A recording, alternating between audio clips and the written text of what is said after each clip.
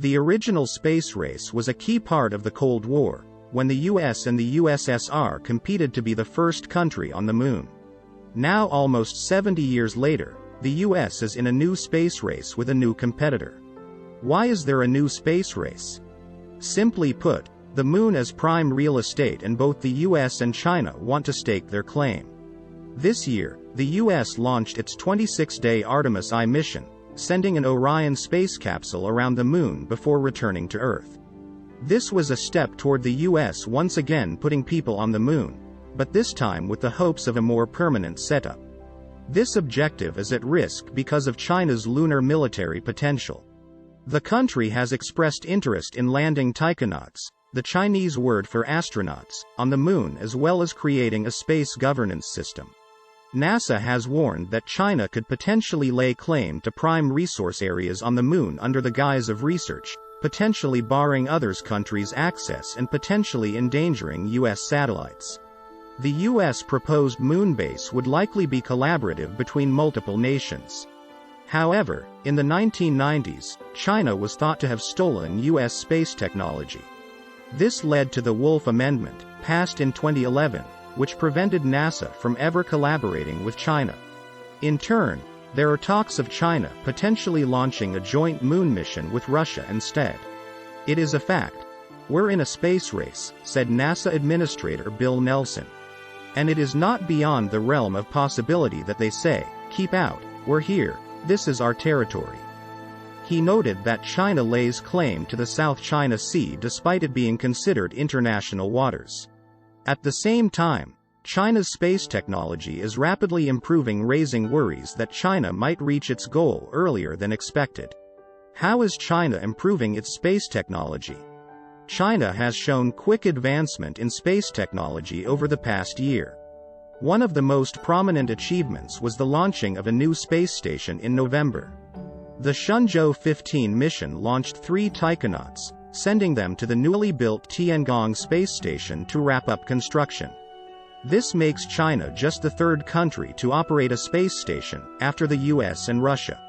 The new station is technologically advanced and can support other astro goals that China hopes to accomplish, including launching a new space telescope, running experiments on life in space, and launching missions to Mars, writes Forbes. Along with the space station, China also launched robotic landers and rovers on the Moon and Mars. In addition, the country was the first to use landers and rovers to collect samples from the far side of the Moon, continues Politico. It's entirely possible they could catch up and surpass us, absolutely, remarked Space Force Lieutenant General Nina Armano. The progress they've made has been stunningly fast. China's great improvements to its space program have concerned the US government. How does the space race play into ongoing tensions? The US and China have been experiencing tension for many years now, making this space race especially contentious. Recent political conflict has included the US giving vocal support to Taiwan, a territory that China has long claimed.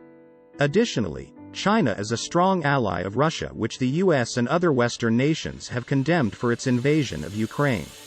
China may potentially launch a joint moon project with Russia, which would leave the US's space power and moon claim at even more significant risk. China has been vying to solidify its standing as a frontrunner in innovation and combat, and landing on the moon could achieve that. The country has also shown that it may be able to set up communications between the Earth and the Moon via existing satellites, which could spell trouble. There is potentially mischief China can do on the Moon, Terry Virts, former commander of the International Space Station and Space Shuttle, commented to Politico.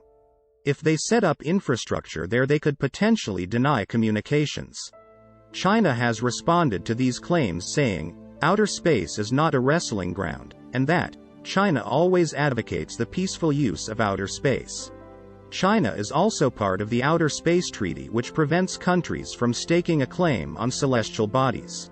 Either way, the US has also been working to get back on the Moon, hoping to launch moon mission Artemis II by 2024, and Artemis III, which will put humans on the Moon by 2025, per the New York Times.